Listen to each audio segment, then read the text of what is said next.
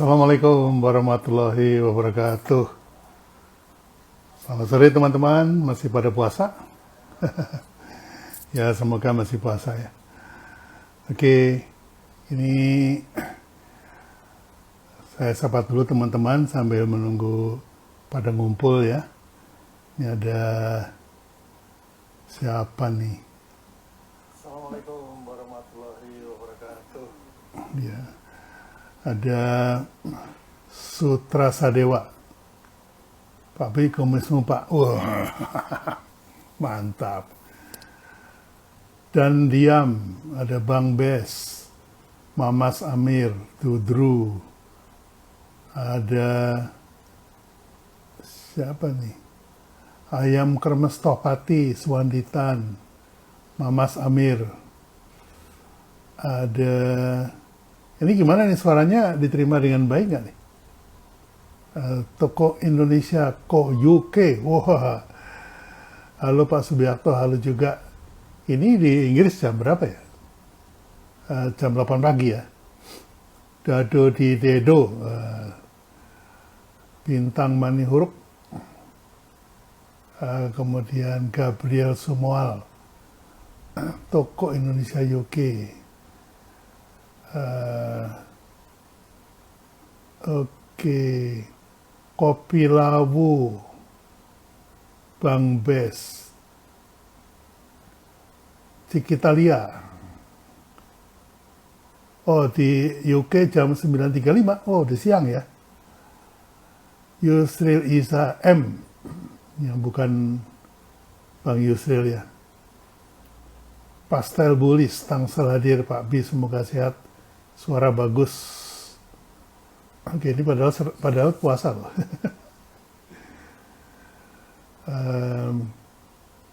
Wartawayan dari Bali. Selamat sore Pak B, salam dari Bali. Oke. Udah lumayan yang ngumpul. Saya ucapkan Assalamualaikum warahmatullahi wabarakatuh. Selamat sore teman-teman. Hari ini saya akan live bertiga kalau bisa ya. Bersama dengan Mas Hadi Kuncoro dan Pak Budi Isman. Nah, ini beliau katanya mau hadir jam 3:30, tapi nggak apa-apa, nyantai-nyantai aja karena ini kan ngabuburit ya. Iya, Pak Hadi Kuncoro sudah siap.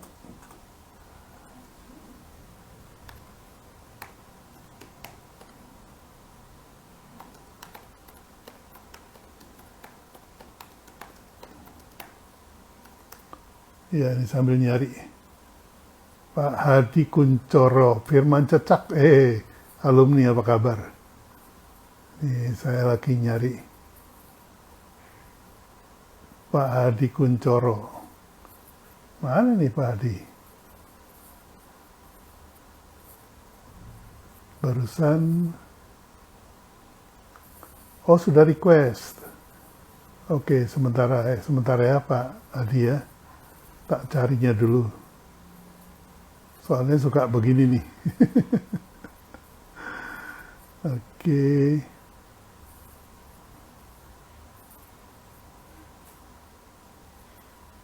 Sudah request ya Mas Hadi ya?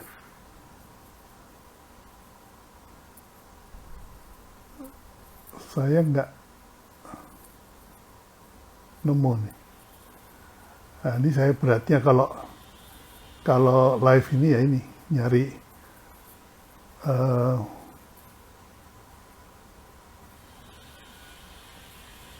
mungkin belum ya, ini ada yang request.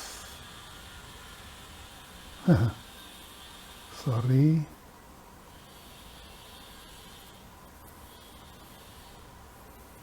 Yang request bukan Mas Hadi, sebentar ya. Mas Hadi mungkin bisa request lagi. Jadi saya lebih mudah nyarinya.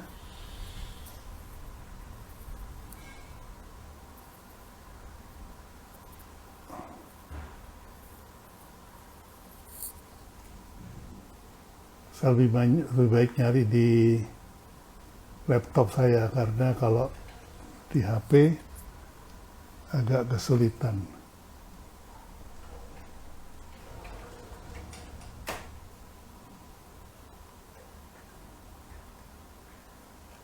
Mas Hadi di atas kali ya?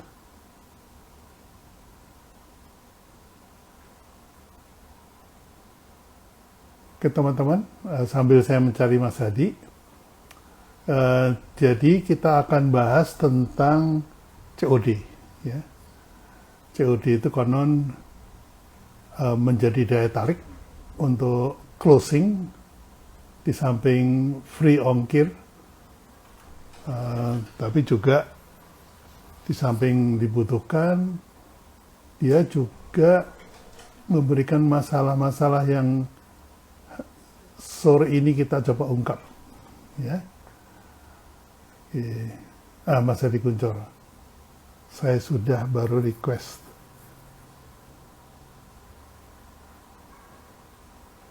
Oke. Mohon maaf ya Mas Hadi ya, pelan-pelan ya, soalnya kacamata saya ini sudah sudah plus banyak.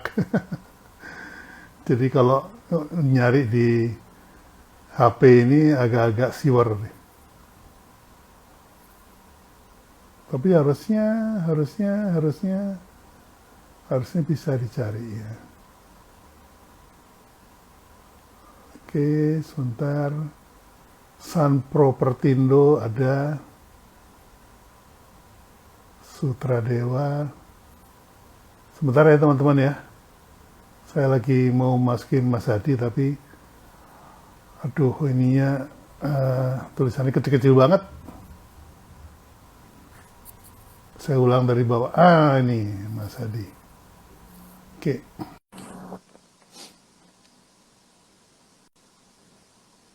Oke, kita tunggu Mas Hadi. Mudah-mudahan. Assalamualaikum Mas Hadi. Waalaikumsalam warahmatullahi wabarakatuh. Pak Bi, apa kabar? Sehat? Udah berapa puluh tahun kita nggak ketemu. Kita semuanya disiplin tinggal di rumah sesuai perintah dari pemerintah gitu ya. Jadi pas 15 Maret kemarin saya persis tahun di rumah, nggak keluar di sama rumah sekali. Iya, luar biasa. Keluar Pak. hanya 4-5 kali ke dokter gigi. Kemudian 4 kali karena ada alumni dari luar kota, dari Makassar. Udah nyampe Jakarta, masa saya nggak ditemuin. Akhirnya saya ke kantor. Nah, belakangan ini setelah dapat vaksin, ya rada-rada berani, tapi ya masih nyutan juga. Ini Pak Budi Isman udah masuk nih kayaknya nih Pak Budi Isman. Udah masuk nih ya. Saya coba undang supaya kita bisa bertiga. Ya, luar biasa ini kalau saya yang paling bontot ini. Paling ini justru junior, tapi master ini. Masternya ini suhu saya, guru-guru saya ini. Paling bontot tapi paling banyak pengalamannya nih. Ilmu barunya ini yang nggak tahan nih. Enggak, silakan perkenalkan diri. Baik, terima kasih nih Pak Bi, juga Pak Budi. Bismillahirrahmanirrahim. Assalamualaikum warahmatullahi wabarakatuh.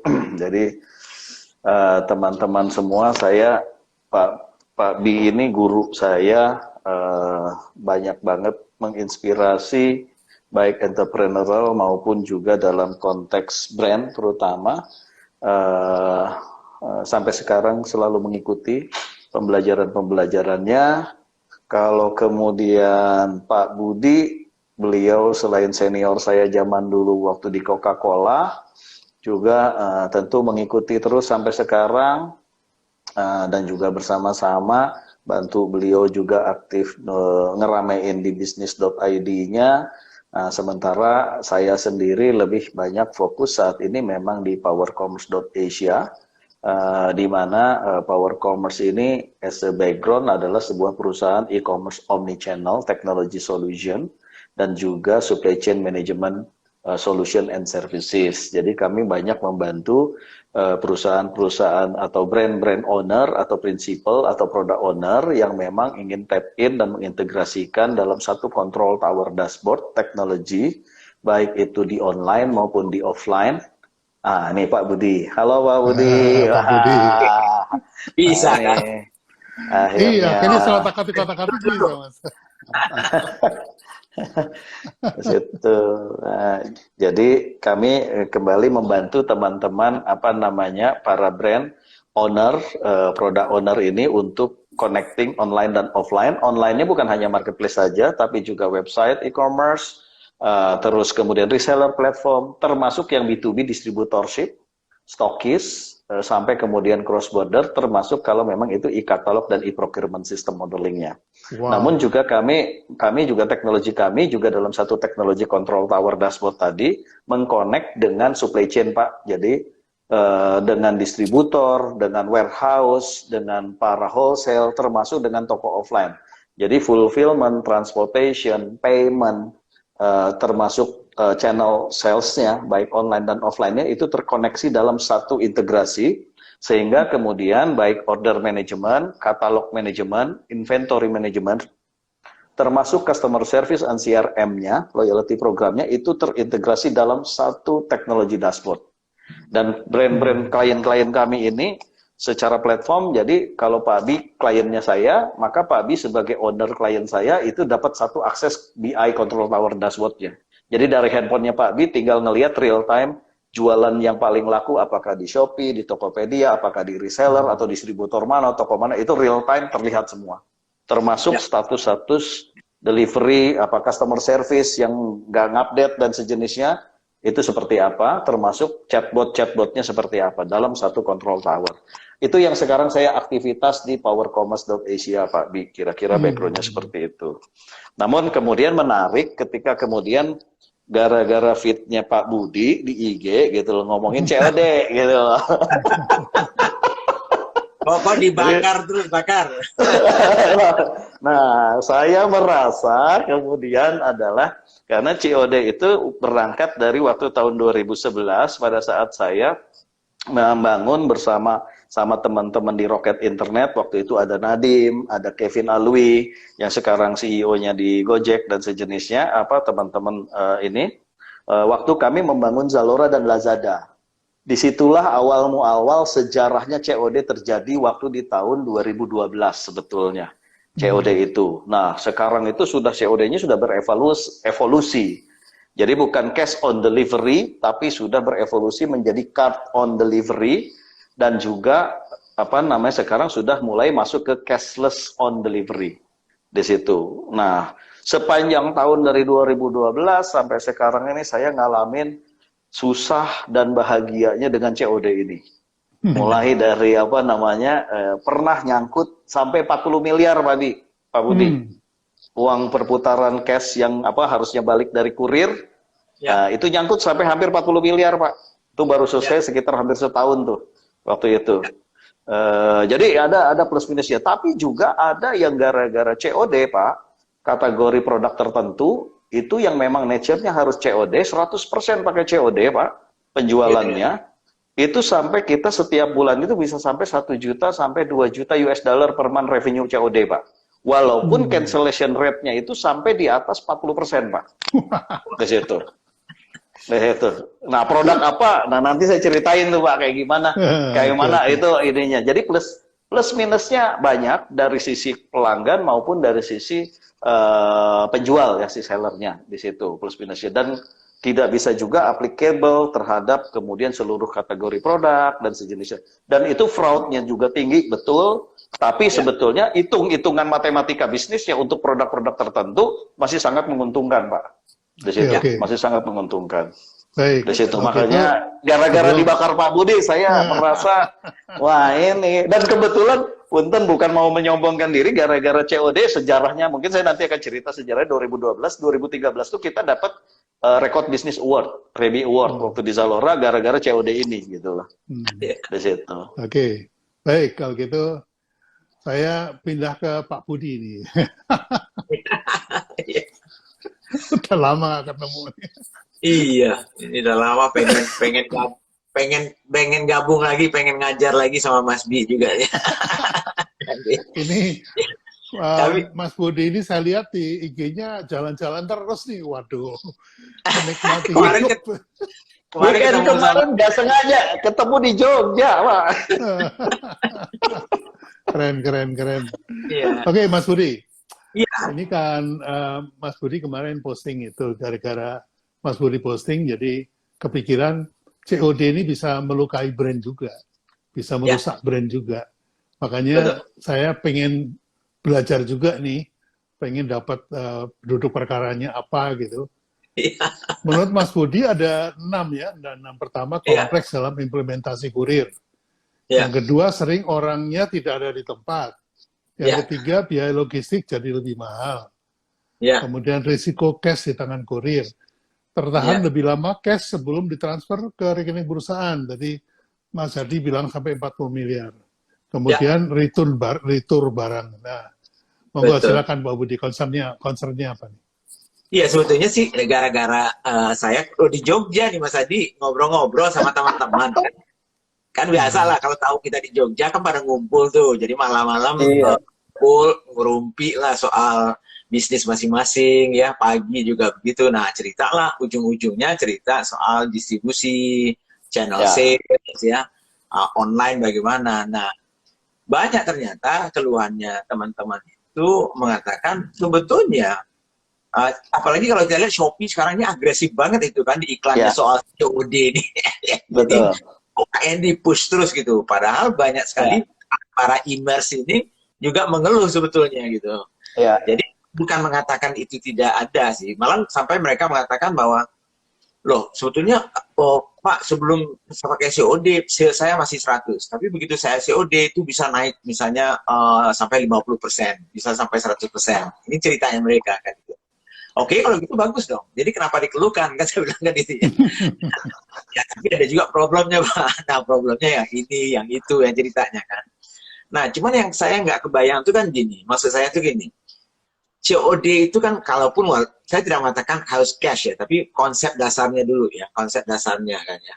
Konsep dasarnya itu kan, pertama, kalau masih memakai cash yang real cash, berarti kita sudah balik lagi ke zaman purba tuh. Orang kan ya, mau jadi cashless society, kok kita menganjurkan kembali pakai cash. Oke lah. Kemudian kita mengatakan, oh sebetulnya C-nya itu bukan cash lagi, sebetulnya bisa juga cashless ya, bisa juga oke, fine ya. Tapi artinya apa sih sebetulnya? Apa sih sebetulnya yang jadi problem kenapa orang harus memakai sistem yang seperti itu? Karena pemikiran saya adalah dengan adanya teknologi ya, dan segala macam, kan harusnya mempermudah orang semua. Mempermudah buyer, mempermudah konsumen, tapi juga harapannya juga mempermudah para brand owner, produser dan segala macam. Sehingga kalau dilihat secara sistem, secara total sistem, harusnya ekonomi kita menjadi lebih efisien kan harusnya gitu. Bukannya menjadi lebih tidak efisien gitu. Nah, ya, tapi kalau begitu saya melihat, saya pelajari kemarin itu lagi kan, apa sih keluarnya, bagaimana stepnya dulunya. Wah ternyata cukup mahal ya sebetulnya. Nah memang Mas Adi poinnya bagus sih. Untuk produk-produk tertentu memang iya sih. Cukup marginnya gede banget katanya. Untuk misalnya kalaupun dia hilang sekian returnya. Karena bayangan saya dulu kan kalau zaman-zamannya kita tadi ya dulu di bisnis kita yang lama misalnya itu kan retur itu 1% itu aja tuh waduh itu udah berat. wow, 0, sekian itu udah berat. Nah ini langsung bisa SP2. mau 25%, 30% pun retur saya nggak ada masalah, masih dapat untung. Pertanyaan saya adalah, apakah bisnis itu bisa seperti itu gitu? Apakah pertama dari sisi konsumen, kalau dia tahu bahwa untungnya para produsen seperti itu dan value yang dia dapatkan, nah ini cerita Pak Pri nantinya dengan brandnya itu nanti ya. Apakah bisa dia menghasilkan yang seperti itu? Jadi ini masalah bukan soal etika sih, maksudnya pantas nggak gitu ya? Dengan yang seperti itu, kalau memang dia mengejar, tidak ada masalah saya dengan COD itu, cost-nya memang tinggi dan segala macam, karena saya bisa melempar marginnya seperti ini. Tapi itu yang produk yang lain saya nggak bisa. Jadi banyak sebetulnya dalam pertanyaan saya ini kalau kita, ini mungkin metode yang masih bisa dipakai, ya. Tapi jangan sampai ini yang menjadi monster kita sendiri yang kita bangun, sehingga sama kayak misalnya sekarang ini, waktu saya awal-awal masuk ke online ini kan saya pelajari misalnya reseller tuh dapat 20%, 30%, ada sampai 40% loh fee-nya. Ya. Itu kan sakit jiwa saya kalau dulu zaman kita dulu. Gila, hebat sekali ya gitu ya. Emang marginnya berapa sih kan gitu ya. Nah, itu kan pertanyaannya. Oh, ternyata ini mereka mengiklankan sendiri, mereka melakukan sendiri ya. Jadi ada justification ini untuk mereka mendapatkan. Cuma problemnya seperti saya bilang tadi itu, ya ini kembali ke SOD-nya juga nanti. Nah, kalau mereka mengiklankan sendiri, melakukan sendiri, ada 200 reseller melakukan komunikasi masing-masing, ini apa nggak merusak brandnya sendiri? Nggak merusak value-nya sendiri? Gitu ya. Satu bilang ini, kalau yang namanya reseller yang jualan, yang penting gue laku, kan gitu ya. Yang katanya itu, oh minyak rambut ini bisa menumbuhkan rambut Anda panjang, langsung hitam. Padahal nggak ada buktinya misalnya. Tapi kalau bagi dia, ya gue jualan dulu nih. Nah, jadi, jangan-jangan COD itu nanti takutnya saya itu menjadi semacam momok nantinya. Lebih sulit kita memperbaikinya. Padahal ini mungkin bagian dari sebetulnya sistem yang bisa dipakai, tapi jangan menjadi yang mayoritas menjadi, ya sehingga menjadi problem utama nanti. Itu sih concern saya, Mas Bi, sebetulnya. Iya, iya. Ya, memang kalau zaman kita ini kan dulu bisnisnya lembang-lembang aja ya, Mas Budi ya. Bisnis itu yang dituju ya profit lah ya. Dan nanti ada EBITDA, ada apa namanya penghasilan setelah potong pajak. Tapi sekarang itu variasinya udah luar biasa ya.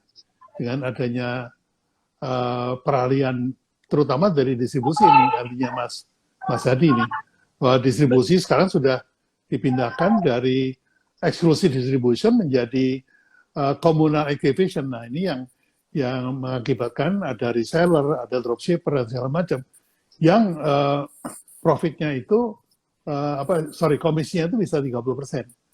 Nah, mereka harus mengiklan sendiri betul. Tapi sejauh ini beberapa klien saya yang melakukan ini, saya kasih nasihat begini. Kalau brand communication atau brand campaign tetap dilakukan oleh pusat. Iya. Tidak boleh dilakukan. Tidak boleh dilakukan dari reseller. Sementara reseller boleh beriklan, tapi iklannya iklan selling. Jadi mengapa Anda harus beli hari ini? Mengapa keuntungannya beli hari ini, kerugiannya beli besok gitu. Kira-kira itu. Jadi dengan demikian brand image kita nggak terganggu, Mas. Awalnya sih memang berantakan juga. Iya. Tapi kan saya nggak yakin banyak orang yang melakukan seperti itu, Mas Bi. Belum yakin lah saya ya. Artinya memang mungkin orang-orang yang sudah punya pengalaman banyak, mengalami sendiri mungkin pahit getirnya, sudah mulai mendapatkan sistem. Tapi yang newbie ini kan, yang penting gue jualan dulu nih. Cari reseller siapa yang mau. Kan kita yang begging, orang-orang yang baru ini malah begging ke resellernya gitu. Jadi dia punya kelemahan toh. Dia butuh reseller untuk jualan. Nah, ini celaka kan ya seperti itu. Tapi ya kembali, betul sih Mas Bi, yang harusnya seperti itu. Dan itu ketakutan saya, jangan-jangan COD ini, padahal ini sesuatu yang bagus sebetulnya, juga alternatif caranya kita melakukan misalnya salesnya itu. Tetapi kalau kita nggak hati-hati nantinya menjadi monster sendiri, itu aja sih. Gimana Mas Hadi? Apa bisa nggak kemungkinan itu menjadi monster sendiri nantinya kalau kita nggak hati-hati? Ya, ini menjadi menarik, apalagi tadi reseller. Wah, saya juga gatel. Jadi kayaknya di feed berikutnya reseller nih Pak Budi ini. Nanti tak panas-panasin lagi nih reseller ini. Karena faktanya memang banyak yang dulu sebelum di online terjadi itu pakai reseller di offline, gara-gara online akhirnya bertempur sama resellernya di online. Di situ itu yang akhirnya pada ngerusak semua, baik itu brand brand value-nya, termasuk bahkan kanibalisasi dari sisi trading di situ. Itu terjadi Pak di situ. Klien kita juga banyak yang di situ. Oke, back ke COD. COD itu sejarahnya itu karena pertama kali muncul itu karena awalnya adalah trust issue, Pak. Betul. Awalnya itu. Jadi waktu kita memulai Zalora Lazada, itu awalnya di trust issue, siapa yang tahu Zalora Lazada? Sementara pakaian dan sejenisnya mereka harus transfer dulu atau bayar kartu kredit dulu di online. Siapa mereka ini? Sementara mereka nggak tahu kualitasnya gimana, siapa Zalora, kemudian cukup apa enggak sizingnya, dan sejenisnya. Maka kemudian waktu itu saya meluncurkanlah yang namanya COD. Sejarahnya begini Pak, COD itu. Saya, karena orang logistik, saya itu backgroundnya, maka di dunia logistik itu ada yang namanya, term, ketika kita menggunakan jasa pengiriman, baik itu kurir atau kemudian transportasi yang umum, freight forwarding, itu ada yang namanya freight collect namanya. Betul. Freight collect itu adalah kita ngirim barang ke kurir, nanti yang nerima lah yang bayar. Itu yang namanya freight collect. Ya. Di situ. Nah, sistemnya artinya sudah ada, Pak, yang namanya COD itu dengan sistem freight collect. Walaupun freight collect itu hanya mengkolek freightnya, ongkos kirimnya, bukan produknya. Nah, sehingga saya waktu itu berpikir adalah karena sistemnya sama, tinggal ditambahin dengan biaya barangnya. Di situ. Sehingga dikolek termasuk bukan hanya ongkirnya, tapi juga barangnya, harga barangnya. Dari awal saya sudah tahu resikonya akan nyangkut di agen-agen kurir tersebut. Ya. Di situ. Nah, tapi kemudian kita hitung. Kalau seandainya ini trust issue, ini bisa menjadi resolusi selama kita bisa isunya kita manage tentang cash-nya harus bisa terkontrol baliknya. Di situ. Tapi isu poin utamanya trust-nya kan terresolusi, Pak. Di situ. Ya.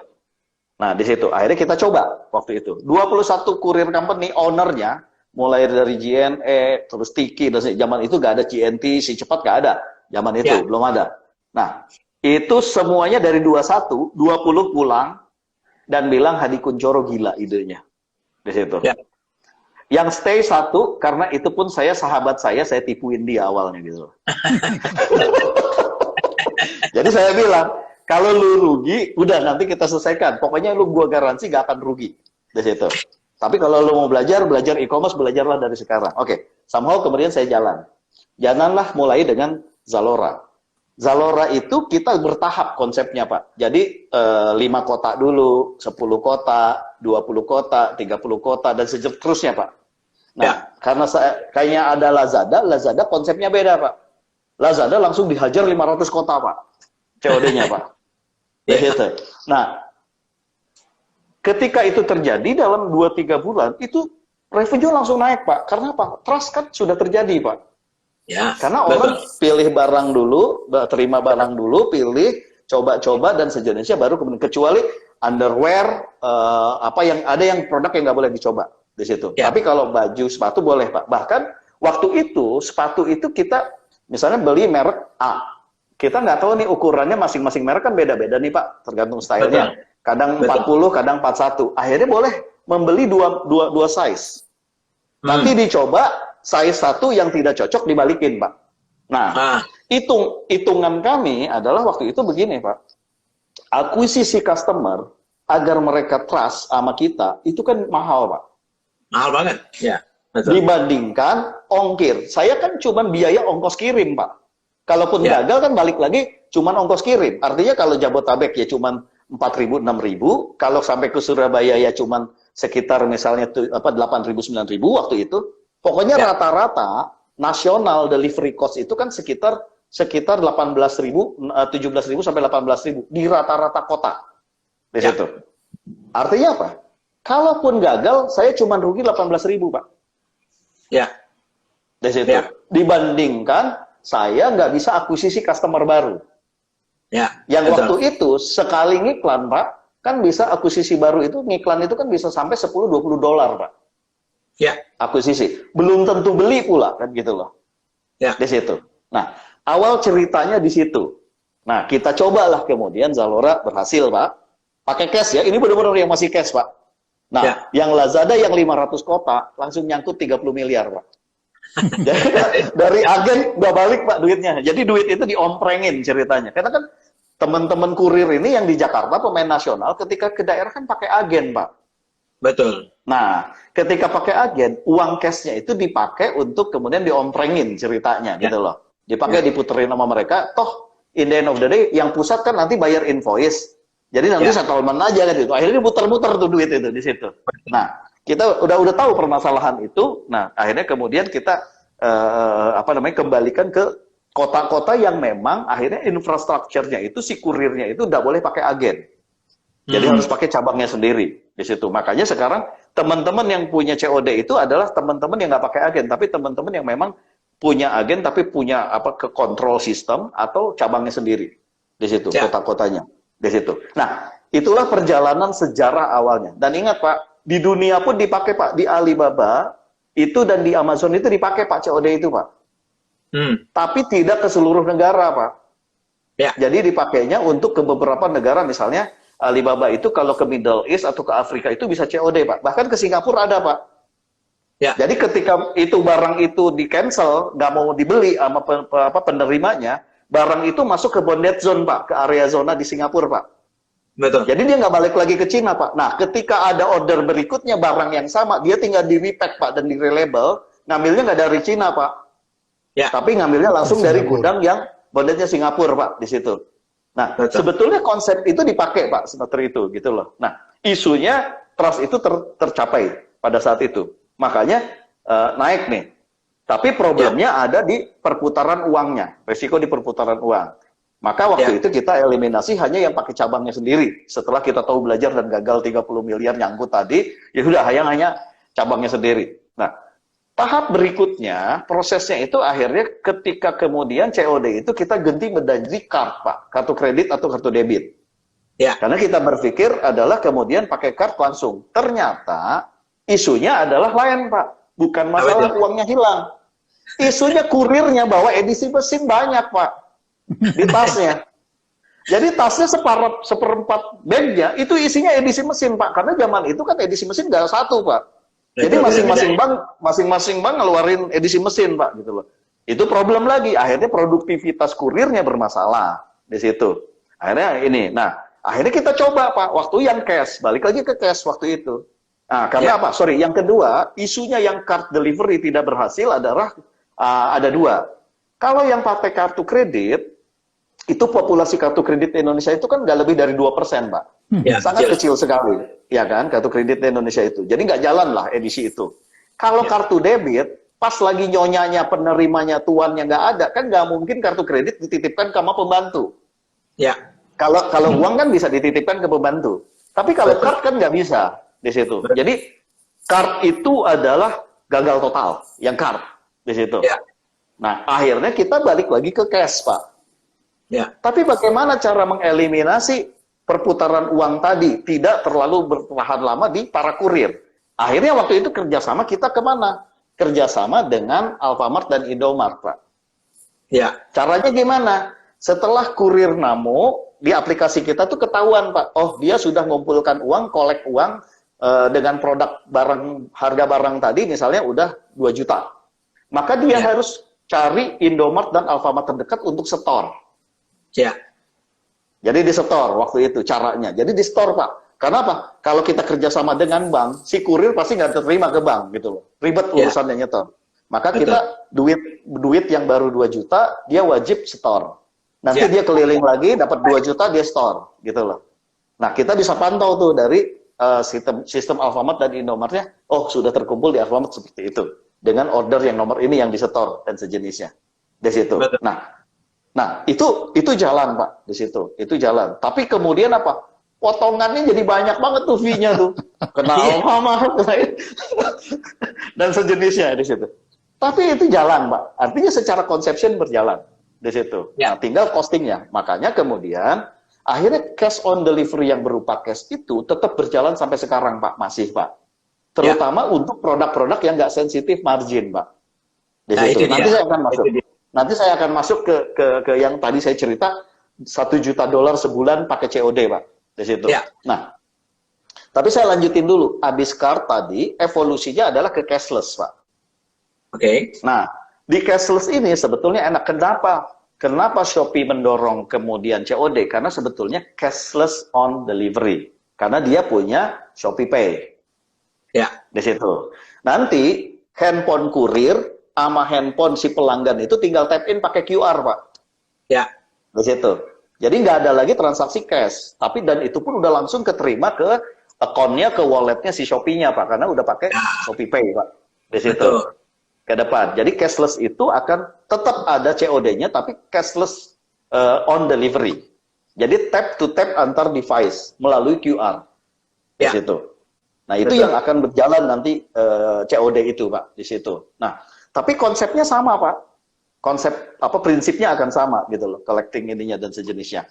Nah, Betul. itu yang menjadi evolusi perjalanan yang ada. Nah, yang kedua, yang ingin saya ceritakan mungkin kategori apa sih yang cocok. Contoh misalnya kayak gini. Yang kami alami adalah contoh waktu saya di e-commerce. Itu adalah kita jualan barang yang namanya produk-produk obat kuat, Pak. Obat kuat. Itu marginnya nggak jelas itu. Jadi barang obat kuat ini tak kasih tahu ya, bikinnya itu paling 10%-nya dari nilai jual. Marginnya mengerikan di situ. Nah, kemudian obat kuat ini ada nature, perilakunya itu kan orang itu dikirim ke kantor malu, dikirim ke rumah jadi pertanyaan istri. Kan gitu. Nah kan? Akhirnya kadang-kadang dikirim apa? Kadang-kadang yang bandel-bandel ngirimnya ke mana, Pak? Ke hotel, ke motel, ke apartemen dan sejenisnya, Pak. Di situ. Nah, hitungannya begini, Pak.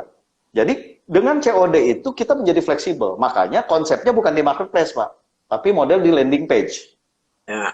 Model di landing page. Jebret, dia hajar tuh semua ngiklan, karena margin tinggi kan, model-model e-commerce lah, Pak. Model-model e-commerce modelnya. Itu pakai COD, Pak, di situ. Nah, even 40% return, Pak, barangnya dengan margin kayak gitu, Pak, dan dibuang sama iklan, Pak, ongkir kan cuman berapa, Pak? Yang tadi rata-rata 20.000 lah anggapnya. Ya. 20.000 dengan selisih 5 kali bolak-balik aja masih margin, Pak. Dari situ. Karena produknya kan tetap bolak-balik utuh, Pak. Betul. Dari situ. Tinggal kemudian kita nanti bikin nih, paling banyak by the time, ada statistiknya, kota mana yang paling banyak. Maka kita bikin hub-hub kecil, Pak, stokis-stokis. Jadi nggak balik ke Jakarta, tapi balik ke hub. Jadi ketika ada pengiriman berikutnya, langsung dikirim dari si hub tersebut, di kota tersebut, di situ. Nah, itu terjadi, Pak. Pertama, karena behaviornya ngikuti si pelanggannya, yang memang mau kucing-kucingan. Pelanggannya itu. Obat kuat itu kan pelanggannya kucing-kucingan, dan dia maunya dibayar berdasarkan barang yang udah dia terima, di situ. Alamatnya, dia bisa teleponan tuh, di situ. Bahkan bisa janjian di situ. Nah, yang model begitu, itu COD hitungannya mengerikan, Pak. Masih sangat menguntungkan, Pak. Even 5 kali balik, Pak. Ya. Di situ. Nah, sekarang, kemudian yang kedua, COD itu dipakai untuk apa, Pak? Untuk kemudian yang model, kalau sizingnya boleh orang partial return. Contoh misalnya, produk-produk yang ukurannya kayak sepatu tadi. Ternyata beberapa style untuk merek yang sama, tapi dengan style yang berbeda, ukuran 41 sama ukuran 40 itu tipis bedanya di situ. Nah, sehingga boleh bawa barangnya dua-duanya, nanti di parsial mana yang paling pas, di parsial cancel. Ya, di situ. betul. Nah, matematikanya gimana? Kan cara menghitungnya sama, Pak. Berapa margin yang ada, berapa yang terkirim, berapa yang balik, itu kan selisih ongkir bolak-balik, Pak. Ya. Di situ. Tapi kemudian ketika dia menjual produknya tersebut, dia dapat margin berapa. Nah, tinggal kemudian yang satu stoknya tadi itu sebenarnya langsung segera balik, seberapa cepat balik. Kenapa? Karena kaitannya kepada stock availability. Di situ. Artinya apa? Tidak lama, terlalu lama loss opportunities ya. Jadi misalnya kayak gini, ternyata ada orang yang bersamaan stoknya tinggal sedikit, ada yang orang yang bersamaan yang mau beli 41, padahal 41 itu ukurannya balik gitu loh. Ya. Itu kan jadi loss opportunities tuh, ke blocking stoknya. Maka mencari kemudian stok-stok return-nya itu di tempat-tempat yang terdekat. Jangan balik lagi ke pusat, ke Jakarta. Tapi misalnya kalau yang Makassar, nanti return-nya ada hub di Makassar. Sehingga ketika ada hub di Makassar, dia akan live cepat. Ketika dia cancel, maka dia akan live hari itu juga. Ya. Di situ. Nah, konsepnya multi-fulfillment omni-channel ini yang harus jalan. Nah, itu bisa terjadi, Pak. Nah, yang ketiga, karakter produk COD itu adalah yang B2B yang besar, Pak.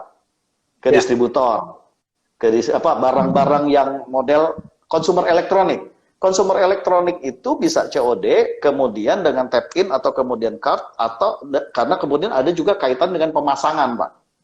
Ya. Contoh misalnya merek TV. TV kan pada saat ngirim, kalau mau customer experience-nya bagus, itu harus dengan pemasangan. Karena kalau di offline kan dengan masang biasanya. Betul. Betul. Nah, ongkos pasangnya itu bisa COD, Pak. Nah, itulah varian-varian menjadi COD, basisnya COD mechanism, tapi varian experience customer service-nya menjadi banyak, Pak, di situ. Jadi bukan hanya tentang ongkirnya saja atau produknya saja, tapi bahkan membangun satu value customer experience baru di situ. Ya.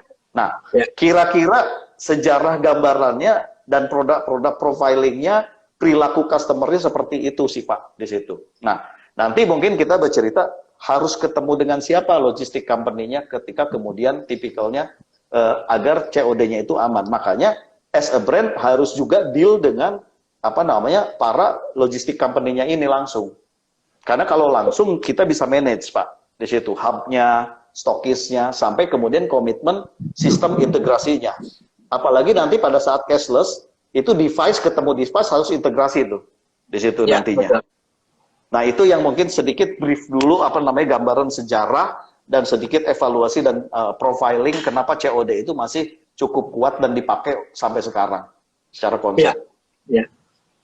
Secara umum kalau boleh saya tahu kira-kira berapa persen sih dari total dari transaction itu yang COD ini? Kalau misalnya universe-nya itu 100, universe-nya itu sekarang itu tinggal in between 25-30%, Pak.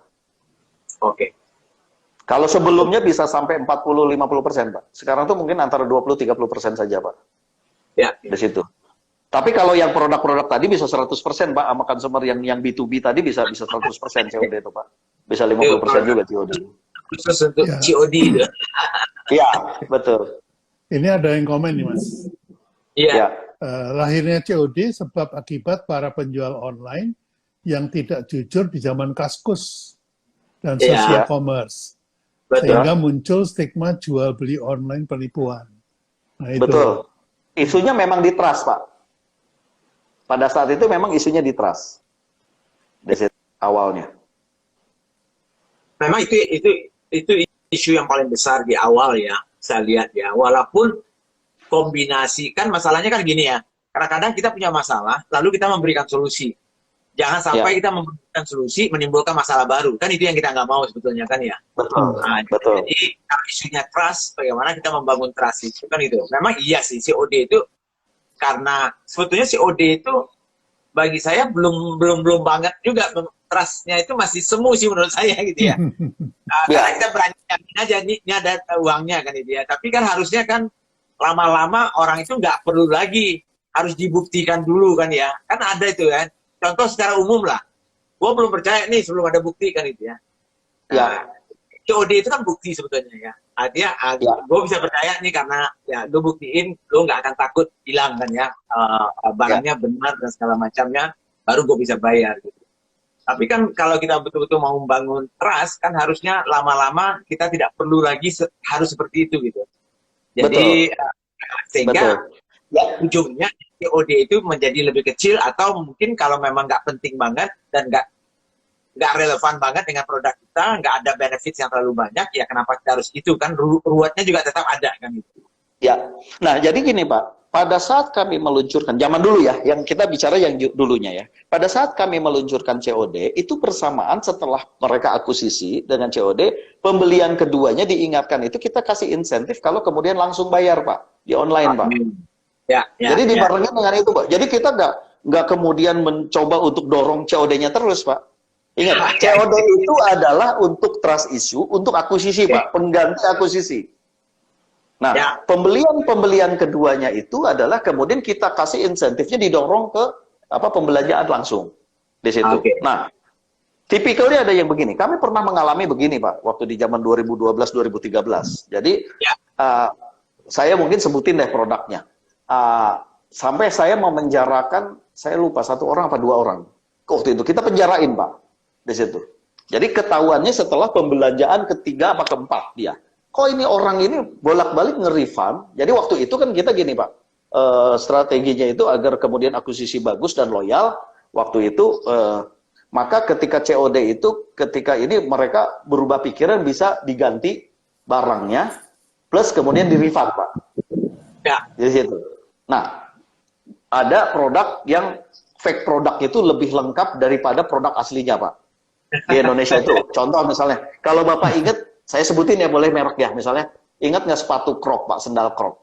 Ya. Sendal Crocs itu kan harganya mahal, Pak, 600, 700 ribu. Tapi yang palsunya kan cuma 50 ribu, 25 ribu. Jadi Betul. koleksi yang palsunya lebih banyak daripada yang aslinya kan koleksinya gitu loh. Ya. Nah, itu ketangkapnya gini. Jadi kurang ajarnya gini, Pak, ceritanya. Jadi dia beli COD, dia bayar, terus kemudian dia refund, Pak. Dia nggak mau, dia ganti. Dia kembalikan, Pak. Yang dikembalikannya, yang plek mirip, tapi yang palsu, Pak, yang harga 50 ribu, Pak.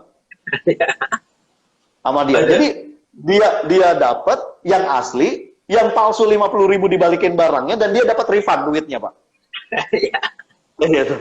Itu orang Indonesia itu banyak, Pak, yang apa namanya ngakalin kayak gitu itu, wah, luar biasa, Pak. Kami waktu itu sampai tahu daerah mana, desa mana, ketika terjadi fraud di kartu kredit itu satu desa, satu kampung itu ikutan fraud, Pak. Iya, biasa gitu ya.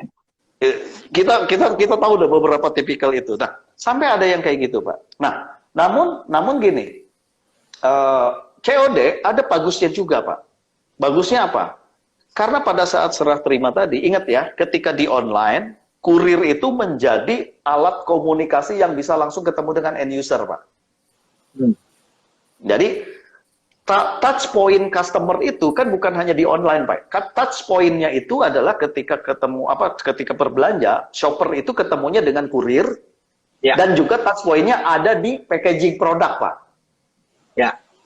Nah, dengan COD tadi, maka terjadilah interaksi, Pak, dengan customer. Nah, makanya kalau seandainya kurir-kurirnya tadi bagus, kita punya kurir sendiri dan sejenisnya, Ya. itu justru bisa membangun value proposition, Pak.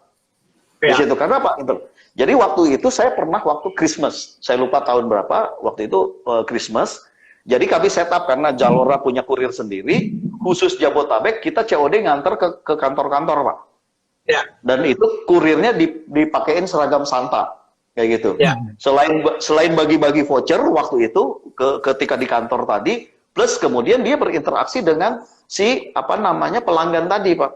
Jadi waktu itu kita temanya screaming. Ketika nerima produk dan dia bayar, ketika buka dia di videoin screaming. Jadi ada perlombaan screaming. Ya. Expression gitu loh. Nah, itu salah satu bagian kalau udah bayar kan itu cuma dilempar doang atau ditaruh satpam, Pak. Ya. Tapi kalau COD itu ada interaksi, Pak, di situ. Nah, interaksi inilah yang kita pakai sebetulnya untuk kemudian membangun engagement dan customer story di situ. Ya. Pada saat itu. Nah, artinya apa? COD pun punya peluang tertentu bukan hanya tentang alat bayar saja, tapi juga ada bisa membangun peluang interaksi dengan customer atau engagement dengan customer pada saat itu di situ. Ya. Ya bagus sih. Keren. Bagus menurut saya. Nah, kalau COD yang model gitu, itu kan bagi saya sama dengan toko berjalan loh. Betul, Ya, Pak. kayak orang pergi ke toko kan ada pelayannya, mereka dia bisa coba dulu gitu ya, kalau nggak cocok ya dia nggak jadi beli kan gitu ya. Walaupun ya satu ya dia order kan gitu ya. Tapi konsep saya kepikiran gini, Pak. Saya kepikiran gini. Jadi dari kemarin itu kan sebetulnya ketika kita sedang merancang begini. Ketika cashless on delivery terjadi, Pak. Ingat ya, kurir itu bisa dibawakan katalog. Ya kan? betul. E-katalognya. Jadi di dalam device-nya dia, si kurir itu, let's say misalnya mendownload brandnya Pak B, misalnya Pak B jualan baju misalnya, yang nganter si kurir tadi. Nah, otomatis di device-nya kurir tadi ada www.paksubiakto.com, jualan fashion tadi. Jadi ada katalog tuh, Pak. Nah, dia pun juga ada QR-nya di situ untuk payment. Bayangkan kalau COD, dia datang ke pelanggan Bapak, di pelanggannya ternyata Pak Budi, misalnya kayak gitu. Pak Budi pilih-pilih, dia langsung tap in bayar, Pak. Ternyata Pak Budi lagi kumpul-kumpul keluarga, Pak. Lagi kumpul-kumpul keluarga. Nah, si tab tadi, device tadi, ke anaknya Pak Bi, ke keluarga Pak Bi, sekalian ada yang mau belanja nggak nih? Ingat, kurir bisa berubah menjadi kemudian SPG, Pak. Di situ. Itu sangat memungkinkan, Pak, di situ, Pak. Di situ. Nah, kenapa? Karena semuanya udah digital dan cashless. Jadi katalognya udah digital katalog berjalan, Pak. Di situ. Nah, kita tinggal insentifin aja si kurir tadi diinsentif. Kalau lu bisa ngejual dari akunnya lu, sambil lu nganterin, maka lu dapat insentif sekian. Dan Pak. Ya, betul. Betul. Di situ, Pak. Ya kan jadi kayak distributor lah jadinya ya. Salesnya distributor jadi. Exactly, Pak. Exactly, Pak. Di situ. Karena kan sebetulnya konsep salesman. ya, konsepnya hampir dengan sama distributor FMCG kayak canvassing salesman, Pak. Ya. Sebenarnya kan sama, COD, ngedropping, bayar kan gitu. Dia collect bayar, dia pulang kan gitu loh. Ya. Di situ. Ya. Konsepnya sama, Pak, dengan itu, Pak. Betul. Nah, kami di Power Commerce itu kami udah punya platform yang seperti itu, Pak. Jadi si salesman-nya nanti sebagai kurir, sebagai salesman, tapi juga dia sebagai apa namanya? Kolektor. Ketika itu sudah cash on delivery, cashless ya, yang cashless ya. Di situ. Ya, tapi siapa yang paling diuntungkan? Gila, Mas Bi, silakan Mas Bi. Ini ada komen nih, Kang Dewa nih hadir. Pakai sistem kita nanti bisa gitu tuh, Pak. Siap. Satu ketemu Kang Dewa, satu. Iya. Besok nih, ngomong-ngomong, Kang Dewa yang akan ngebahas COD juga di mantap di sini. Jadi kalau Pak Mas Hadi atau Pak Budi bisa hadir, kita bahas bertiga. Gitu. Ya. Kita akan dengar sudut pandang anak muda nih, ya. Ya. Jadi kalau kita ini kan udah oldies. Iya. Harus generasi baru ya. Ya, yang berani ambil resiko. Kalau kita kan udah nggak berani ambil resiko. Betul. Moga dilanjut, Mas. Mas Adi, ya. Kedepannya apa sih sebetulnya isunya kan ya di dalam kita bisnis ini ya. Ya ini kan salah satu yang isu yang terbesar di Indonesia ini kan juga masalah besarnya biaya logistik. Ya, cost-nya itu sehingga ekonomi kita ini menjadi tidak efisien. Yes. Memang kalau kita lihat secara mikro ya masing-masing untung lah gitu ya, marginnya gede banget, untung. Tapi sebetulnya secara ekonomi kalau cara berpikir kita semuanya seperti itu, habis ini ekonomi kita. Ekonomi tidak efisien gitu ya, cost-nya tinggi ya, sehingga ya mungkin menjadi kita tidak bisa bersaing sama sekali dengan dunia luar gitu. Nah, apa sih pengaruhnya dari bisnis modelnya misalnya tadi itu COD kah, atau tadi itu dengan channel-channel dan sistem distribusi yang seperti apa ke depannya supaya betul-betul Indonesia ini bisa bersaing gitu. Jadi bukan, saya tahu sih mungkin teman-teman yang lagi nonton ini pengennya solusinya untuk dirinya sendiri kan gitu ya. Pokoknya untung gua sih, yang penting gua untung dah pokoknya. Negara nih untung terserah kan itu ya. Tapi artinya bagi saya sih kita juga harus melihat secara total. Agregat dari semua teman-teman ini kan menghasilkan sebetulnya total dari ekonomi Indonesia. Di mana UKM ini kan hampir 60%. Jadi kalau UKM ini tidak efisien, jadi jangan juga salahkan nantinya orang tidak akan mau nantinya akan bersaing dengan perusahaan-perusahaan yang besar itu kan gitu jadinya. Nah, gimana nanti Mas Adi? Jadi ini cukup menarik, Pak. Ketika teman-teman berpikirnya bahwa kemudian, ongkos logistik cost itu tinggi, ke saya sebagai UKM nggak ngaruh. Toh yang bayar pengiriman itu kan si pelanggan, kan ceritanya gitu. Tapi ingat, pelanggan itu ini fakta yang jelas di datanya. Kenapa kemudian e-commerce marketplace di Indonesia itu 80% itu kontribusi Jawa dari total distribusi nasional. Dari 80% Jawa, itu 80% itu 70%-nya itu Jabotabek, Pak. Wah. Di situ. Apa masalahnya? Karena masalahnya kita tersentralistik, Pak. Hampir semua barang itu ada di Jawa dan dikirim dari Jawa, Pak. Di situ. Sehingga yang di luar Jawa itu isunya sebetulnya ingkusnya logistik cost, Pak, ongkir, Pak. Di situ. Walaupun kita penjual tidak merasa ongkos logistiknya mahal karena dibiayain atau dibeli cost itu dibebankan kepada pembeli, tapi in the end of the day pembelinya nggak bisa nationwide di situ. Bisa nationwide ketika kemudian si Shopee, Tokopedia dan sejenisnya mensubsidi ongkir gratis. Ya. Nah, ketika subsidi ongkir gratis itu kan bukan real calculation cost, tapi Ya. ada yang dikorbankan, kan begitu ceritanya. Either itu si Shopee Tokopedia-nya memeras 3PL-nya lagi, si Express-nya tadi kan gitu loh. Atau dia murni pakai duit investor bang, subsidi kan gitu loh. Betul. Dia burning di situ. Itu pilihannya Pak. Tidak ada. Biasanya di company keras itu. Iya gitu loh. Nah, tapi sekarang kan gini, makanya kemudian yang di marketplace nempelnya adalah mereka kurirnya mereka sendiri Pak. Oke. Kenapa? GNT, ID Express itu kan punyanya Shopee.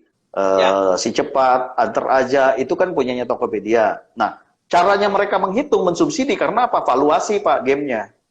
Ya.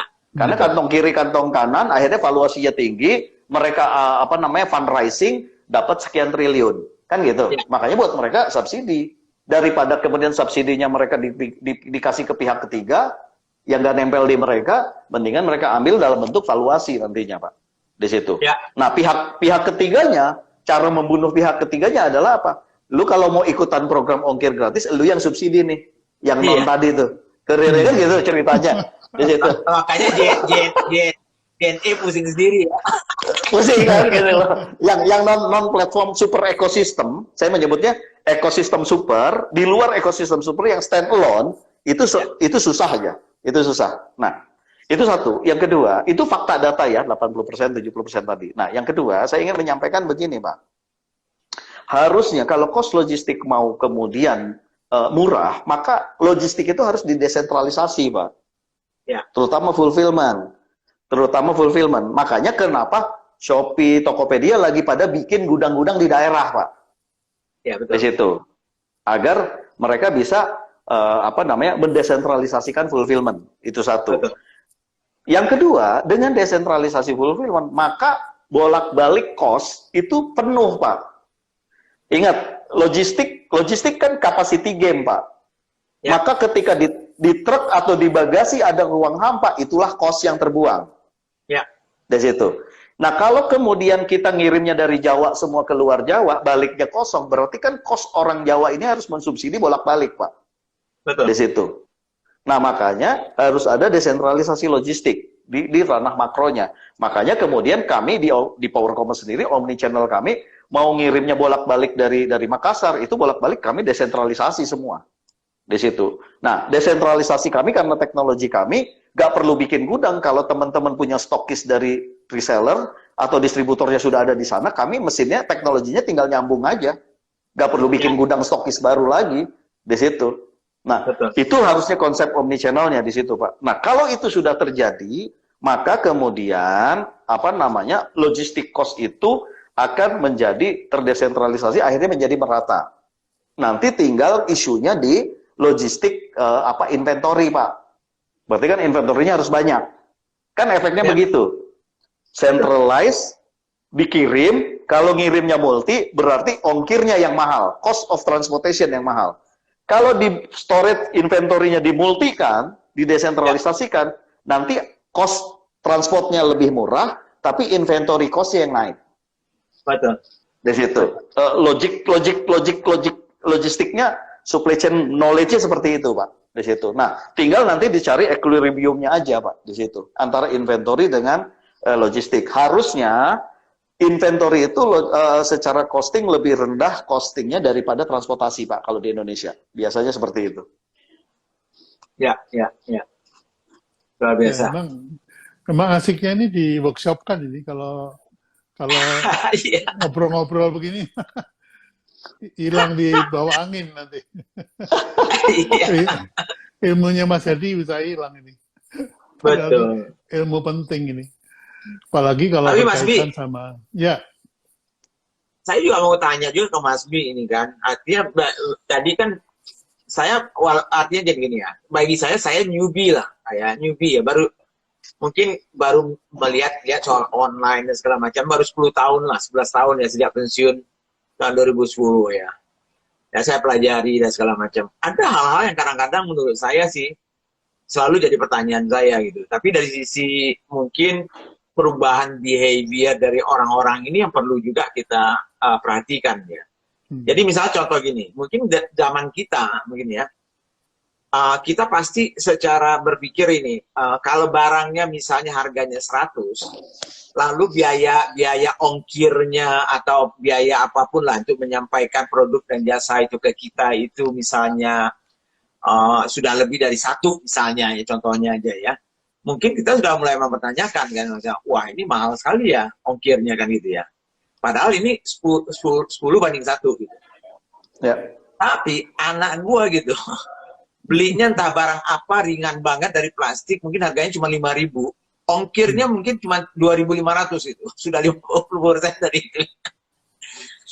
Artinya ini masih masuk akal atau tidak? Atau memang ini sudah behavior konsumen yang sudah berubah sehingga bagi mereka itu sesuatu yang memang sudah wajar walaupun secara ekonomi dan komersialnya menurut kita ya mungkin nggak wajar gitu. Gimana Mas Bi ini? Iya, memang kita sekarang didominasi oleh generasi yang dunianya itu layar 5 inci ya. Jadi hidupnya hanya di layar 5 inci aja. Jadi kalau kehidupan nyata itu udah nggak ada. Jadi kalau beli barang itu ya, itu yang ada di layar 5 inci itu aja. Nah ini yang membuat logiknya menjadi beda. Apalagi pengusahanya sekarang tidak lagi bicara soal profit sebagai bagian dari bisnis, tapi valuation bagian dari bisnis. Nah ini udah beda banget karena nanti yang bayar tuh yang di ujung pada waktu exit misalnya ya, atau IPO, nah yang di situ yang jadi korban. Gitu. Jadi yang bayar semuanya ini yang di IPO itu. Nah ini yang menurut saya ikut membuat keadaan ekonomi jadi carut marut juga gitu. Nah justru pertanyaan saya kepada Mas Hadi ini semua yang Mas Hadi ceritakan itu pemerintah tahu nggak sih Mas?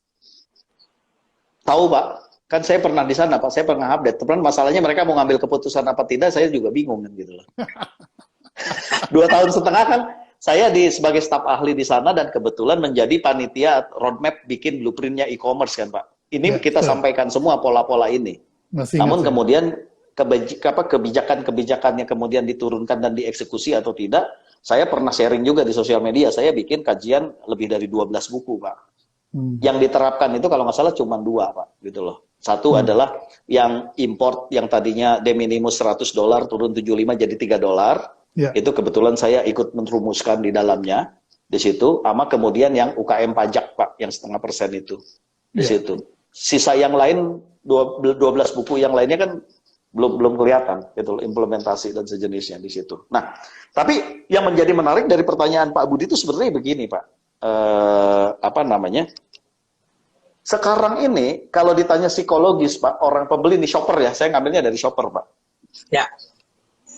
Misalnya gini, ongkir gratis sama kemudian dibandingkan dengan diskon Pak. Oke. Itu orang itu lebih senang ke ongkir gratis Pak daripada diskon Pak. Oke. Secara psikologis Pak. Kenapa? Menurut riset yang dulu waktu saya pegang beberapa ini sampai sekarang kan psikologisnya gini Pak. Kalau ongkir itu stigmanya itu dibebankan ke customer, ke dia. Ya. Di situ sehingga kemudian ketika dia dapat ongkir tapi nggak dapat diskon, dia lebih senang. Padahal sebenarnya apa? Ketika dihitung diskonnya misalnya 10.000 gitu loh. Ongkirnya 8.000, dia lebih senang ongkir Pak. Karena secara psikologis itu adalah dia merasa ongkir itu dibebankan ke dia, itu satu. Kemudian yang kedua, ketika ongkir gratis itu check out-nya kelihatan Pak, nolnya Pak. Oke. Kalau diskonnya itu kan persentasenya Pak di situ. Ya. Jadi ketika check out kan kelihatan tuh Pak di situ. Jadi ini tentang apa namanya ketika berbicara tentang digitalisasi, navigasi dan layout namanya UI UX tadi itu ada psikologis impact-nya Pak di situ. Ya. Betul. Di situ.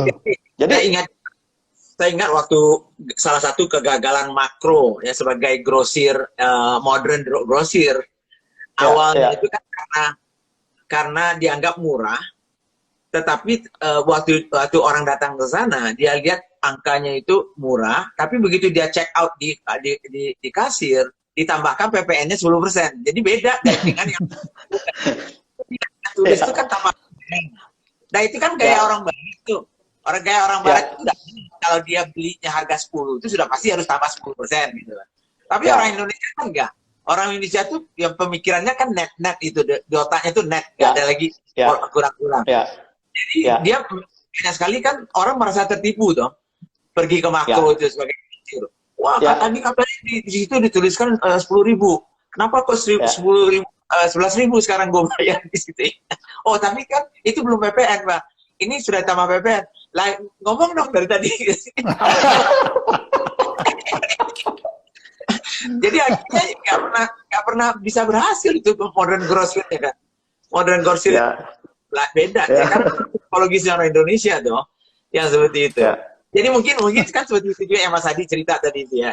Ini kan di dalam account itu 10 ya. Wah, ini enak. Sekali ini. Mas Adi, Mas Budi. Ini tanpa terasa waktu udah hampir jam 5 nih. Sementara pertanyaan masih seabrek nih. Kita kalau udah ngobrol sendiri bertiga nih bisa nggak selesai.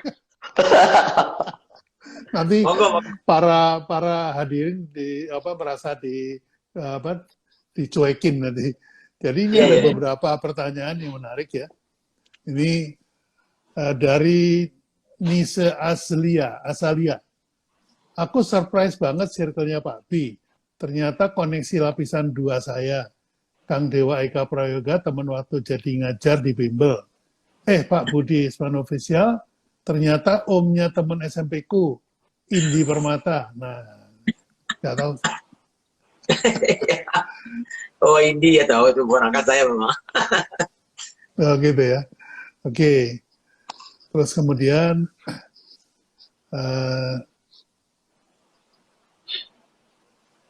betul Pak, namun Gapura Tasik.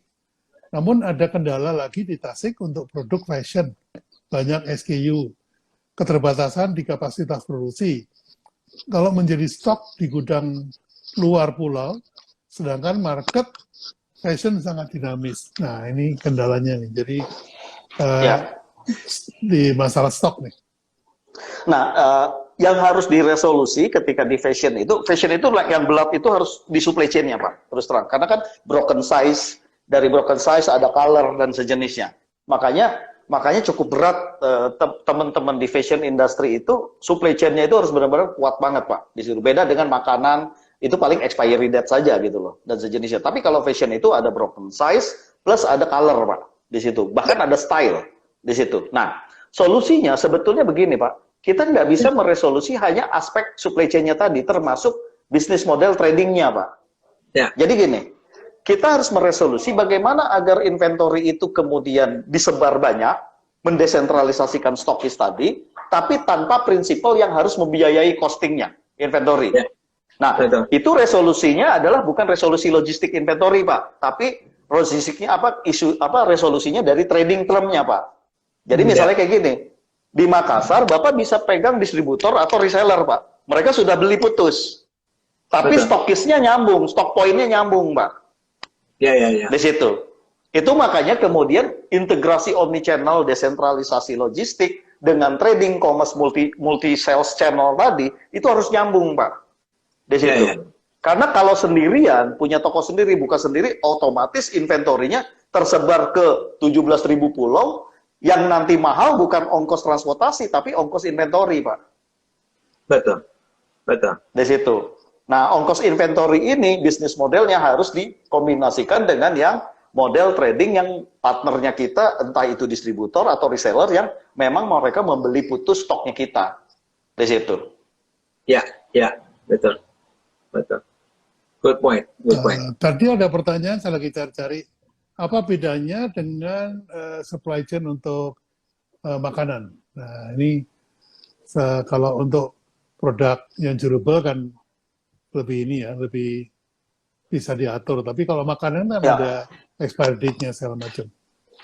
Betul. Jadi kalau makanan itu lebih kepada one way, Pak. One way ketika berangkat, maka kemudian dia akan tinggal menghitung sell in dan sell out-nya itu berdasarkan durasi dari capacity selling-nya, Pak.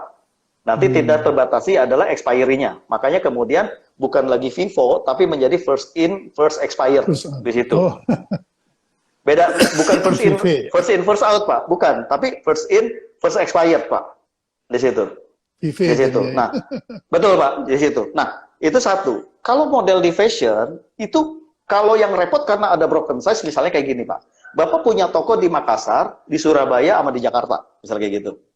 Nah, yang di Makassar, itu yang style A, color warna merah, itu tinggal ukuran S. Ya. Sementara yang di Surabaya, warna merah, ukurannya X. Ya. Di Jakarta, tinggal yang M. Yang repot di fashion itu, orang kan akan melihat kelengkapan, Pak. Ya. Itu poinnya, Pak. Dalam satu SKU corak, style, itu akan melihat kelengkapan. Nah, dengan teknologi omnichannel, sebetulnya kalau mau sisa barang-barang yang udah broken benar nih, yang S di sini, yang ini di sini, kalau punya online, itu dikumpulkan di flash sales, backing banner on flash sales-nya, itu stoknya nggak perlu dikumpulkan dulu di pusat, Pak.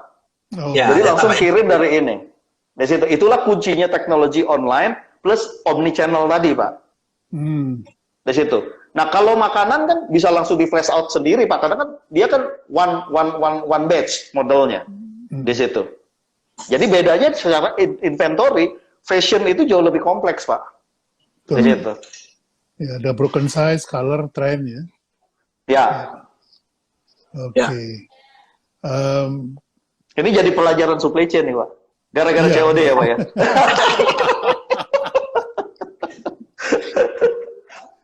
Itu nggak bisa lepas itu, Mas, kalau ada itu nggak bisa Iya. lepas. Ya, karena Tapi COD memang- berangkatnya dari supply chain, Pak. Betul, Pak. Betul. Background Dan- ininya. Ini juga Baik-baiknya dari proses.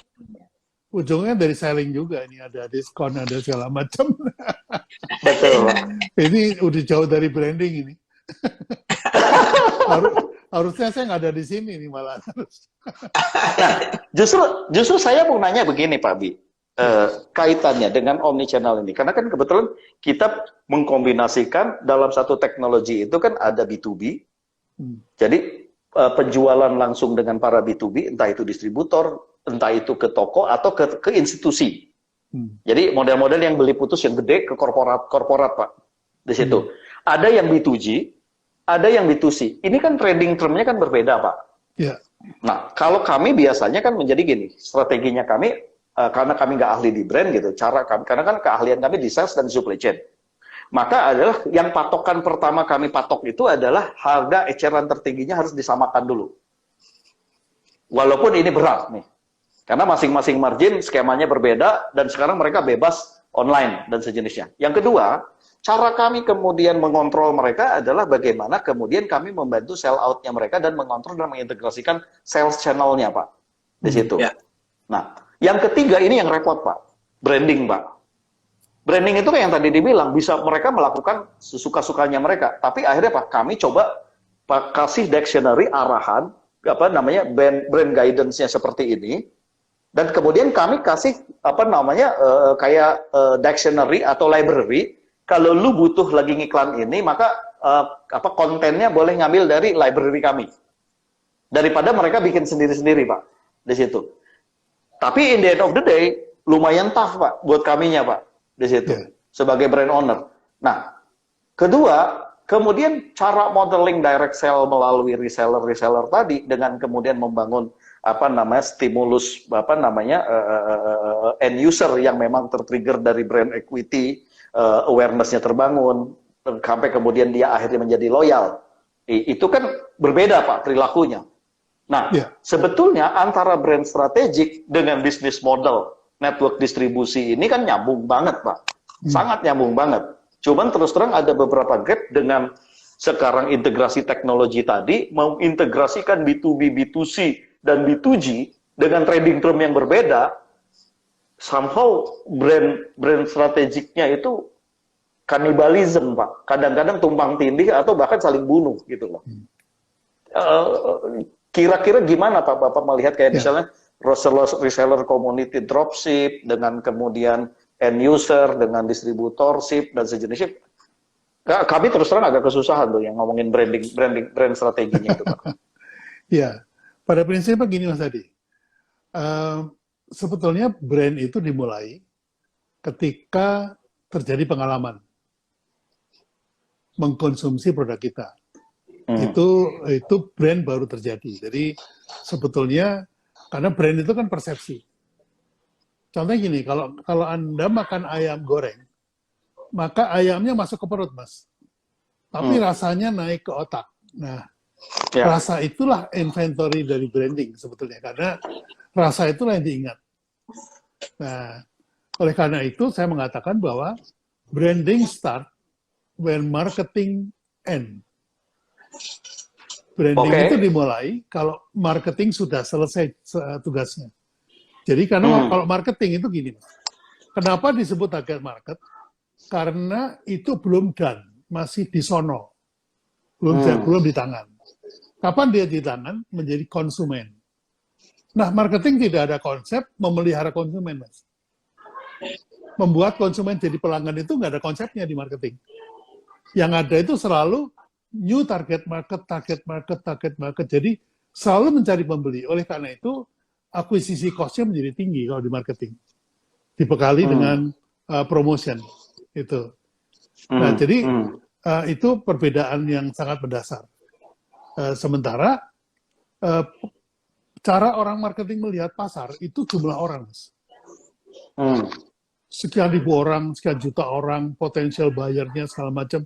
Karena masih target itu belum di tangan, gitu. Orang branding itu melihat pasar itu jumlah merek, bukan jumlah orang. Jumlah merek yang ada di kepala pelanggan, gitu. Nah, ibaratnya kalau orang branding lihat kepala manusia itu kayak laci file, Mas. Jadi laci file itu ada banyak laci ya. Setiap laci merepresentasikan produk kategori. Ada berapa ribu kategori, ya itulah yang ada di benak konsumen. Itulah kehebatan atau kita mesti bersyukur pada Tuhan Yang Maha Esa sudah memberikan manusia itu kemampuan untuk mengingat laci-laci itu, mengenali laci-laci itu. Nah, orang brand itu melihat di dalam laci itu ada berapa merek. Ada berapa merek. Maksimum yang bisa diingat manusia itu 7 merek. Gitu. 7 merek. Nah, di dalam laci itu setiap merek bertanding untuk mengambil posisi top of mind. Posisi nomor satunya. Nah, ini kerjaan branding semua nih, Mas. Jadi, nah ketika nanti sudah menjadi top of mind, dia bahkan bisa menciptakan kategori baru. Nah, ini yang tidak dipikirkan oleh para marketer. Orang brandingnya mikir begitu. Jadi misalnya kayak McD adalah restoran fast food yang baik-baik saja bersama dengan KFC dan Burger King. Anda pesen nunggu 10 menit, 20 menit ya nggak apa-apa gitu ya. Tapi McD nggak mau itu terjadi. Nggak mau itu baik-baik saja. Tahun 2000 kita rubah menjadi kategori baru. McD adalah resto 1 menit. Tidak lagi 10 menit, tidak lagi 20 menit seperti yang lain. Dengan apa, Mas? Dengan permainan itu, ingat ya, Mas? Yang jam pasir. Jam pasir dibalik, gitu ya. Betul. Maka konsumen matanya fokus kepada butir-butir pasir yang jatuh ke bawah. Di situ Mas otaknya blank. Di situ kita masukin belief bahwa McD satu-satunya yang deliver dalam 1 menit. Sehingga kemudian yang muncul di sini, resto fast food 1 menit. Mana lagi selain di McD. Nah, itu urusan brand. Jadi agak beda nih konsepnya antara yang Mas Hadi bilang tadi dengan pemikiran orang branding. Ya. Jadi pengertian branding buat orang marketing itu masih identitas produk, Mas. Ya. Jadi seperti itu. Jadi oleh karena kita berpikir bahwa brand adalah perception, apapun perilaku yang dilakukan oleh pelaku usaha itu akan mempengaruhi persepsi. Ya, misalnya seluruh karyawannya tersenyum aja, itu sudah membuat dalam persepsi, wah ini resto yang tersenyum, gitu. Baru senyum aja itu. Belum lagi yang lain kayak tadi 1 menit dan segala macam. Jadi makanya saya concern dengan COD ini, jangan-jangan kelemahan COD itu akan membangun persepsi baru. Jangan beli dia selalu telat atau dia selalu kirimnya salah gitu. Nah ini bisa mempengaruhi, sehingga di situ yang mesti kita waspadai. Jangan sampai perilaku di lapangan para salesman ini kemudian membuat persepsi itu berubah. Oleh karena saya katakan tadi bahwa kalau bisa para reseller, agen tidak melakukan branding. Yang melakukan branding adalah pusat. Ya. Nah, sekarang ini ada kelemahan yang sudah kita kesalahan yang kita sudah nyaman berada di situ. Yaitu bahwa kita melakukan bisnis itu mulai dari produk. Itu sebuah kesalahan. Itu Mas Budi. Karena apa? Karena begitu produk itu datang ke orang branding, dia minta dikasih value, makanya disebut added value. Gitu. 99% klien saya datang dengan produk. Jadi kerjaan saya selama ini inject value, added value. Bukan value creation. Kalau Mas Baskoro kan selalu menceritakan sebaiknya bisnis itu mulai dari value creation, baru produknya dilahirkan sesuai value yang mau dicapai. Ya. Nah ini sangat ideal yang dikatakan Mas Baskoro dan yang saya lakukan pada Kopiko, Indomie Nusantara, Teh Botol, Paspor BCA itu create value dulu, baru create produknya. Kalau gantinya ngopi itu sudah jadi value creation-nya, maka produknya bisa berupa permen, bisa berupa ready to drink, bisa berupa bubuk kopi, bisa macam-macam. Jadi produk itu lahir karena value-nya ditentukan. Nah, ini yang terbolak-balik nih. Apalagi teman-teman UKM sekarang ini berangkatnya semua dari produk, karena warisan orang tua dan segala macam. Akibatnya yang dilakukan oleh dia harus menyuntikkan roh agar supaya bayinya itu hidup. Nah, jadi pengertian brandingnya dulu disamakan, baru kemudian saya bisa komentari itu. Misalnya B2B, B2C, atau C2C gitu ya. Itu. Nah, perbedaannya yang paling mendasar adalah kalau selling dan marketing itu sifatnya push, Mas. Ya. Anda mendorong dari pabrik keluar ke distributor, keluar lagi ke ini, keluar lagi ke warehouse dan segala macam. Tapi kalau branding itu pull, menarik produk keluar dari gudang. Nah, itu bedanya, pola pikirnya memang beda sekali. Itu yang saya lakukan selama ini, Mas. Jadi harusnya kalau brandingnya kuat, itu nggak ada masalah dengan selling. Tapi bisa ada masalah dengan logistik. Karena orang sudah mau beli, barangnya nggak datang-datang. Nah, itu mungkin ketemunya di situ, Mas. Jadi, harusnya antara logistik dan branding itu tidak ada criss-cross-nya seperti selling dengan branding ya. Misalnya selling itu dikasih ke otoritas untuk ngasih diskon. Ya kasihlah diskon sebesar-besar mungkin. Gitu. Akibatnya orang loyal kepada diskonnya, tidak loyal kepada brandnya. Ya, nah itu Pak Fabi melihat gini Pak, dengan teknologi ke depan ini, itu kan secara teoretik dan sekarang sudah mulai terjadi direct to consumer. Ya.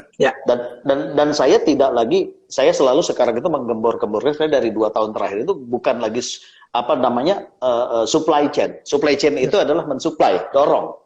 Tapi saya sekarang tuh teori saya itu saya lebih menganut kepada demand chain. Jadi dari permintaan di situ, demand chain Pak, di situ. Kenapa? Karena faktanya adalah sekarang itu karena direct to consumer tadi Pak, di situ sebetulnya teman-teman di community tadi itu bisa membangun sesuatu needs kemudian diagregasi need-nya, itu bisa langsung datang ke pabrik. Baik itu yang regular, yang common product yang regular, atau kemudian dengan customized product. Di situ. Sebetulnya, direct to consumer ini, itu langkahnya sebetulnya nanti adalah produk inden, sebetulnya kalau ngomongin Toyota. Ya. Di situ. Di situ. Karena dia pooling order. Nah, contoh yang sudah terjadi adalah agregator order demand change ini adalah si Pinduoduo di China. Pinduoduo itu adalah social commerce, dia take order agregator dari satu kampung, tapi kemudian dia hanya untuk ke produk yang umum, sehingga apa? Dia ngomong capacity purchase, negosiasi.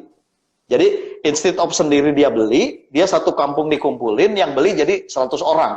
Sehingga dia datang ke pabrik, negonya gede gitu loh di situ. Nah, sebetulnya saya melihat peluang ini ke depan itu adalah ketika interest community-nya sama, dia kemudian pooling ordernya ada, maka kemudian dia bisa pooling sampai ke customization product, Pak. Apakah kemudian itu bisa terkait, itulah value creation yang diciptakan oleh demand, yang akhirnya supplier atau pabrik itu bisa harus menyiapkan customization produk yang diinginkan oleh mereka. Ya. Contoh misalnya kayak gini, salah satu klien waktu yang di Bandung, salah satu perusahaan tas gede ya, outdoor gitu.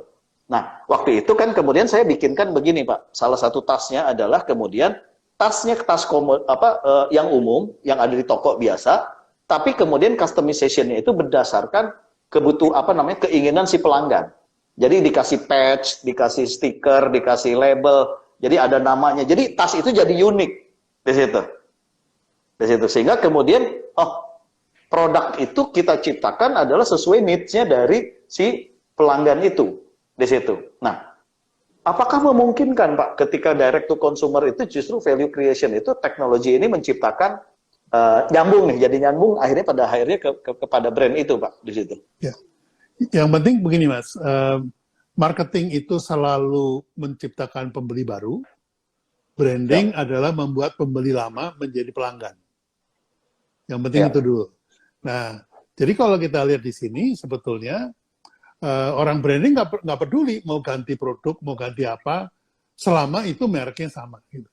Selama branding sama. Karena value yang kita bawa adalah value yang sama. Misalnya Harley Davidson itu freedom, ya udah mau model apapun malah mewakili freedom. Nah itu yang concernnya orang brand.